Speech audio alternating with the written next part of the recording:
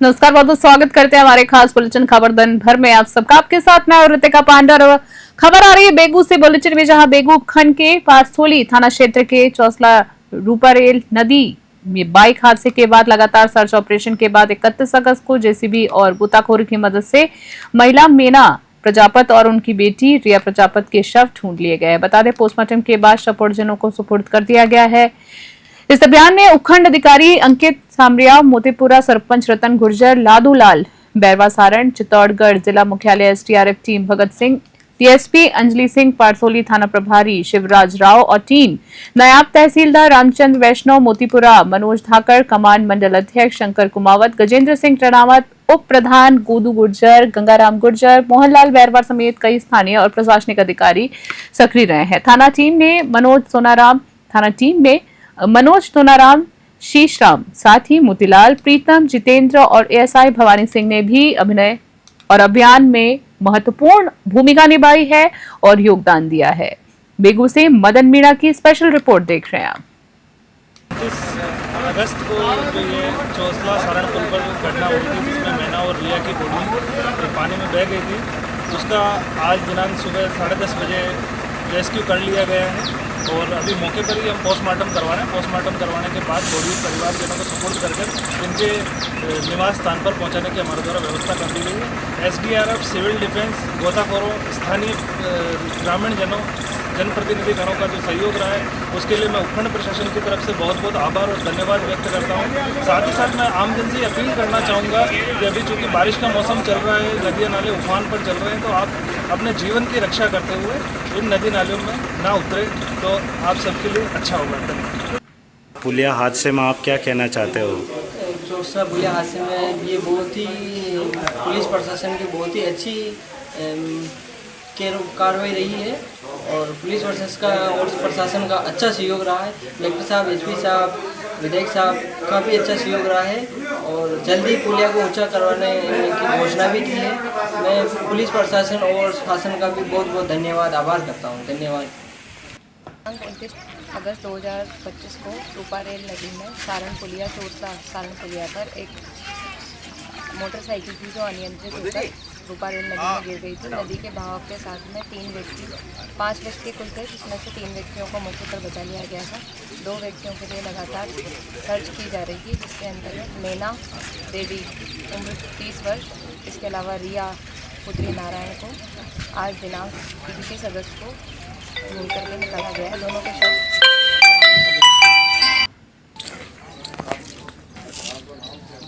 29 तारीख को जो हमारे चौसला और सारण के बीच रूपारेल नदी पे पुलिया पे जो घटना हुई थी, काफ़ी मशक्क़त 3 दिन से कर रहे थे प्रशासन और समस्त ग्रामवासी और आसपास के गांव। आज हमारे को जहां जो घटना हुई थी वहीं पे हमारा जेसीबी की व्यवस्था करा के ग्रामवासी और प्रशासन द्वारा कोशिश की गई। वहाँ जहाँ मौके पे जो घटना हुई थी वहीं से दोनों बॉडी प्राप्त हो गई है, सफलता मिली। धन्यवाद। 30 अगस्त को बारां जिले के अंजुमन चौराहे पर रविवार को आरएसएस के पथ संचलन को लेकर विवाद खड़ा हो गया है। आरएसएस के स्वयंसेवक अपने पूर्व निर्धारित मार्ग से पथ संचलन निकालना चाहते थे, जिसमें अंजुमन चौराहा होते हुए खिड़की दरवाजा क्षेत्र भी शामिल था, लेकिन समाज विशेष के लोगों ने इस रूट से संचलन निकालने पर आपत्ति जताई। बता दें आपको, स्थिति बिगड़ते ही जिला प्रशासन और पुलिस तुरंत हरकत में आई है। जिला कलेक्टर रोहिताश सिंह तोमर और पुलिस अधीक्षक अभिषेक भारी पुलिस बल के साथ मौके पर पहुंचे और देखते ही देखते अंजुमन चौराहा छावनी में तब्दील हो गया। पुलिस ने क्षेत्र को चारों ओर से घेर लिया है और हालात पर कड़ी नजर बनाए रखी है। एसपी ने मौके पर समाजजनों और आरएसएस पदाधिकारियों से वार्ता कर विवाद शांत कराया। बारां से हरीश शर्मा की स्पेशल रिपोर्ट देख रहे हैं आप। तो उस डिस्प्यूट को प्रशासन और पुलिस के मीडिएशन द्वारा उसको सुलझाया गया था। अभी ये पथ संचालन का सक्सेसफुली कंप्लीट किया गया है और अभी मौके पे शांति है। बीच में कोई सा मेहमान आया तो हमको कुछ करना पड़ेगा। ये बीच में जहाँ पे भी तो जो एक छोटी रुकावट थी, तो उस रुकावट को रास्ते में जो था उसको रुकावट को दूर करना पड़ा। तो रुकावट को दूर करके फिर पीसफुली पूरे उसको निकाल गया। शांतिपूर्ण निकल गया, शांतिपूर्ण निकल गया है पूरा और मौके पे शांति है, उसको बनाया। आज पथ संचलन निकलना था। पथ संचलन का मार्ग प्रस्तावित था, पूर्व में सूचना दे दी गई थी। उसके बाद भी मुस्लिम समाज के द्वारा पथ संचलन का मार्ग रोका गया है। पुलिस प्रशासन और जिला कलेक्टर साहब लगातार समझाइश कर रहे हैं। समझाइश के बाद रास्ता निकालेंगे और हमारा पथ संचलन इसी तय मार्ग से निकलेगा। हमेशा यहीं से निकलता था क्या पहले भी यहीं से निकलता था और इसकी कल पूर्व सूचना दे दी गई थी कि इस मार्ग से निकलेगा और इन्होंने पूरी सोची समझी रणनीति की तरह उसका मार्ग रोका है, जो बहुत गलत बात है। इस तरह से मार्ग नहीं रोकना चाहिए। महावीर कोटा में गुरु आस्था परिवार और सकल दिगंबर जैन समाज के तत्वाधान में आचार्य प्रज्ञा सागर अमनराज के 37वें चतुर्मास महावीर नगर प्रथम में दशलक्षण पर्व की भव्य धूमधाम से शुरुआत हुई। आपको बता दें, दशलक्षण पर्व धूमधाम से मनाया गया है, जहां कोषाध्यक्ष अजय जैन ने बताया है कि प्रज्ञालोक में 2 सितंबर से 6 सितंबर तक विशेष कार्यक्रम होंगे। प्रज्ञालोक में श्रद्धा, भक्ति और आध्यात्मिक गरिमा के साथ प्रतिदिन विशेष सांस्कृतिक कार्यक्रम, कवि सम्मेलन, भव्य आरती और नाटक प्रस्तुतियां आयोजित की जा रही हैं। चेयरमैन यतीश जैन खेटावाला के अनुसार जो है प्रज्ञालोक में 350 श्रावक संस्कार ग्रहण कर रहे हैं और प्रतिदिन सुबह 5 से 8 बजे तक नियमित आध्यात्मिक दिनचर्या का पालन कर रहे हैं। गुरुदेव ने 1 करोड़ पेड़ लगाने का संकल्प लिया है, जिनमें से 4.25 लाख पेड़ लग भी चुके हैं। कोटा से कामिंदु जोशी की स्पेशल रिपोर्ट देख रहे हैं आप। बगोड़ा से खबर, उपखंड मुख्यालय स्थित आकड़िया महादेव मंदिर परिसर से गणपति बप्पा की मूर्ति का विसर्जन आज 31 अगस्त को श्रद्धा और भक्ति भाव से किया गया है। सुबह 9 बजे से मां आरती के साथ कार्यक्रम का शुभारंभ हुआ। इसके बाद सरपंच प्रतिनिधि मदन सिंह चौहान की ओर से भोजन प्रसादी का आयोजन भी किया गया है। आरती और प्रसादी के उपरांत गणेश प्रतिमा विसर्जन शोभा यात्रा निकाली गई है। बागड़ा से रामाराम सोलंकी की रिपोर्ट देख रहे हैं आप।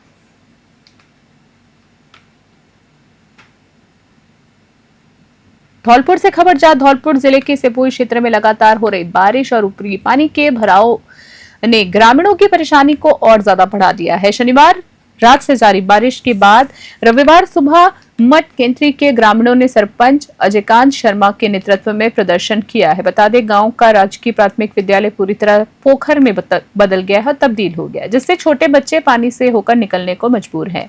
इससे हादसे का खतरा बना हुआ है। वहीं आपको बता दें, ग्रामीणों का कहना है कि कई वर्षों से जलभराव की समस्या बनी हुई है, जिससे खेतों में खड़ी फसल चौपट हो जाती है, लेकिन उन्हें कोई मुआवजा नहीं मिलता है। भारी भराव से घरों में सीलन बैठ रही है और लोगों में हादसे का भय भी बना हुआ है। धौलपुर से संजय कसाना की रिपोर्ट देख रहे हैं आप। हाँ, जलभराव को लेकर बताएं, क्या समस्या है? ग्राम पंचायत कैंथरी के मठ पर पूरा स्कूल पानी से भरा हुआ है। इसके लिए बच्चों को बहुत दिक्कत आ रही है और पूरे गांव में ही पानी भर गया है। पूरी ग्राम पंचायत में ही ऊपर से पानी आ रहा है। इसके लिए माननीय जिला कलेक्टर महोदय जी से भी 2 महीने पहले निवेदन कर चुके हैं। अगर वो नाला खुद जाता तो आज थोड़ी बहुत राहत मिलती। अतः मेरा माननीय आपके चैनल के माध्यम से निवेदन है, हमारे यहाँ 2 साल से एक फसल भी, एक दाना नहीं हो रहा। उस साल भी फसल नहीं हुई थी, उसका सर्वे भी हो गया। बैंक में जिनके KCC बन रहे हैं उनके पैसे भी इंश्योरेंस के कट रहे हैं। कल मैंने व्यक्तिगत जाकर मैनेजर साहब से सबकी डिटेल ली थी, लेकिन बार बार कृषि विभाग वाले कह देते हैं बैंक जाओ, बैंक वाले कहते हैं वहाँ जाओ। इसीलिए मेरा जिला कलेक्टर महोदय जी से नर्म निवेदन है, पूरी ग्राम पंचायत में हमारे यहाँ कोई भी फसल नहीं हुई है, सभी किसान बहुत ज़्यादा परेशान हैं। इसीलिए निवेदन है, इसका व्यक्तिगत सर्वे करवाकर इनको तुरंत लाभ दिलवाया जाए। पूरी ग्राम पंचायत में बहुत ज़्यादा हालत ख़राब है, पानी हो रखा है।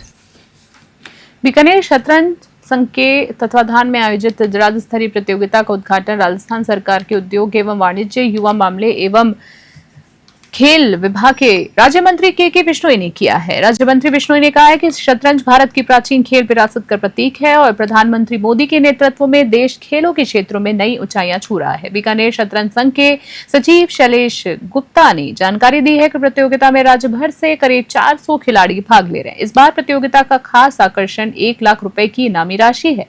प्रतियोगिता 8 चक्रों में स्विस पद्धति से खेली जा रही है और इसमें कई राष्ट्रीय एवं अंतर्राष्ट्रीय स्तर पर खिलाड़ी के भी होने की बात शामिल है। बीकानेर से लोकेश बोहरा की रिपोर्ट देख रहे हैं आप।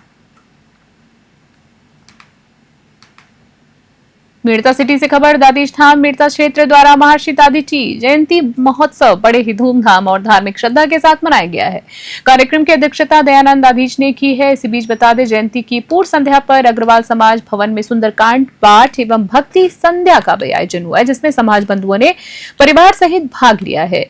मुख्य दिवस पर प्रातःकाल हवन हुआ है, जिसमें मुख्य यजमान के रूप में विमल पटोदिया ने साप्ताहिक आहुतियां दी है। बता दें आपको, शोभा यात्रा के बाद आम सभा एवं सम्मान समारोह आयोजित हुआ है, जिसमें मेधावी छात्र छात्राओं एवं नव चयनित शासकीय कर्मचारियों को स्मृति चिन्ह और प्रशस्ति पत्र देकर भी सम्मानित किया गया। मेड़ता सिटी से सुशील दिवाकर की रिपोर्ट।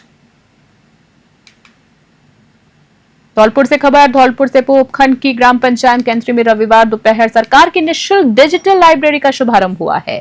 जिला परिषद सीईओ एएन सोमनाथ की पहल पर सरपंच अजयकांत शर्मा द्वारा ये लाइब्रेरी तैयार करवाई गई है। मुख्य अतिथि के रूप में पहुंची एसबीआई काज की सीएसआर हेड प्रिया गिल ने फीता काटकर उद्घाटन किया। एक बार आपको फिर से बता दें, सीएसआर हेड प्रिया गिल ने फीता काटकर उद्घाटन किया, जिसमें लाइब्रेरी में विद्यार्थियों के लिए अच्छे लेखकों की पुस्तकें, बैठने की उचित व्यवस्था और डिजिटल सुविधा उपलब्ध कराई गई है। इसमें संचालन के लिए विशेष कमेटी बनाई गई और इस अवसर पर मंजरी फाउंडेशन के सुबोध गुप्ता, स्थानीय निवासी जीतू परमार, मोनू सहित बड़ी संख्या में ग्रामीण और विद्यार्थी भी मौजूद रहे। समारोह के बाद सीआर हेड प्रिया गिल और मंजरी फाउंडेशन के सुबोध गुप्ता ने कैथरी स्थित राजकीय आयुर्वेदिक औषधालय का निरीक्षण किया है, जहां प्रभारी डॉक्टर अनीता शर्मा ने स्वागत किया है। धौलपुर से संजय कसाना की खास रिपोर्ट।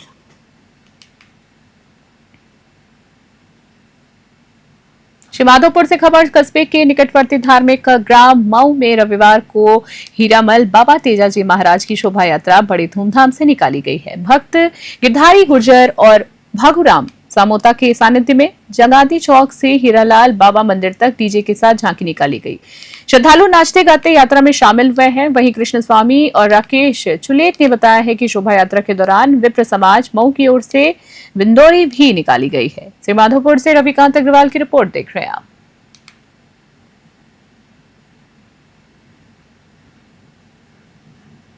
धौलपुर से खबर, जहां धौलपुर जिले के सेपोई थाना क्षेत्र में हवाई फायरिंग करने वाले 2 आरोपियों को पुलिस ने गिरफ्तार कर लिया है। घटना 24 अगस्त को दोपहर 3:20 पर हुई है। बता दें, राजौरा कला में एक दुकान पर कार से 4 युवक आए। उन्होंने दुकान से सिगरेट खरीदकर पीना शुरू किया। बारिश शुरू होने पर वे वहीं रुक गए। इस दौरान एक युवक ने अवैध हथियार निकालकर हवाई फायरिंग कर दिया।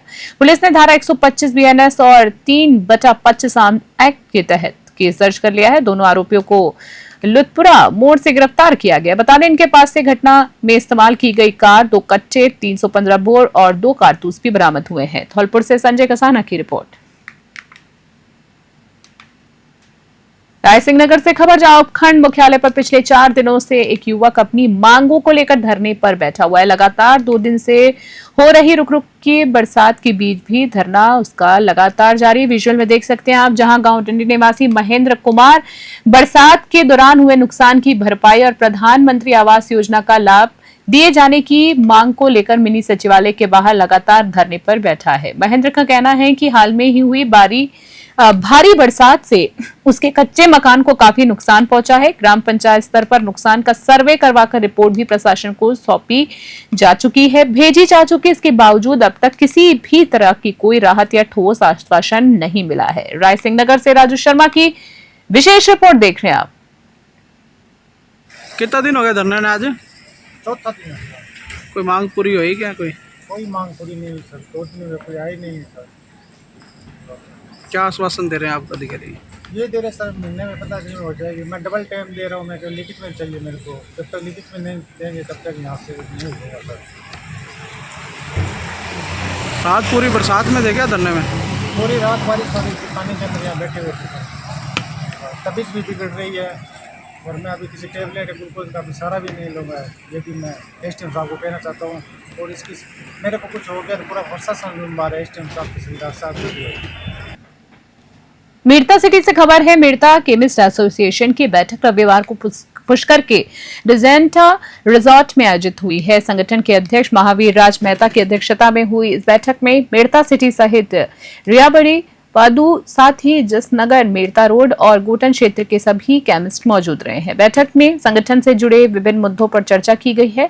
इस दौरान विशेष रूप से यह निर्णय लिया गया है कि मेड़ता और आसपास के इलाकों में जो भी व्यक्ति बिना लाइसेंस के अवैध रूप से मेडिकल का कार्य कर रहे हैं, उनके खिलाफ सख्त कार्रवाई की जाएगी और उन्हें पाबंद भी किया जाएगा। इस अवसर पर संगठन के उपाध्यक्ष मोहम्मद रमजान, सचिव राकेश अग्रवाल और वरिष्ठ सदस्य राम अवतार व्यास ने भी अपने विचार व्यक्त किए हैं। मेड़ता सिटी से सुशील दिवाकर की रिपोर्ट देख रहे हैं आप। धौलपुर से खबर। धौलपुर जिले के राजाखेड़ा विधानसभा क्षेत्र के मानिया स्थित बूथ संख्या 21 पर आज प्रधानमंत्री नरेंद्र मोदी के लोकप्रिय कार्यक्रम मन की बात के 125वें संस्करण का सामूहिक श्रवण किया गया। इस अवसर पर विधानसभा की भाजपा प्रत्याशी निर्जा अशोक शर्मा मुख्य अतिथि के रूप में मौजूद रहीं। कार्यक्रम के बाद उन्होंने कार्यकर्ताओं से संवाद करते हुए प्रधानमंत्री की नीतियों और योजनाओं को जन जन तक पहुंचाने का आह्वान भी किया है। बता दें आपको, जिला उपाध्यक्ष जयवीर पोसवाल ने कहा है कि मन की बात केवल संवाद कार्यक्रम नहीं है, बल्कि देश की आत्मा और जन भावनाओं का दर्पण है, जो समाज को नई दिशा देता है। कार्यकर्ता संवाद में पूर्व उप जिला प्रमुख केदार पोसवाल, पूर्व सरपंच जयप्रकाश बंसल और ASC मोर्चा अध्यक्ष राम भरोसी जाटव ने भी मार्गदर्शन दिया है। धौलपुर से संजय कसाना की विशेष रिपोर्ट देख रहे हैं आप।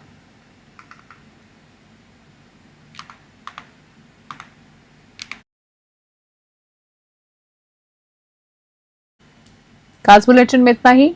नमस्कार।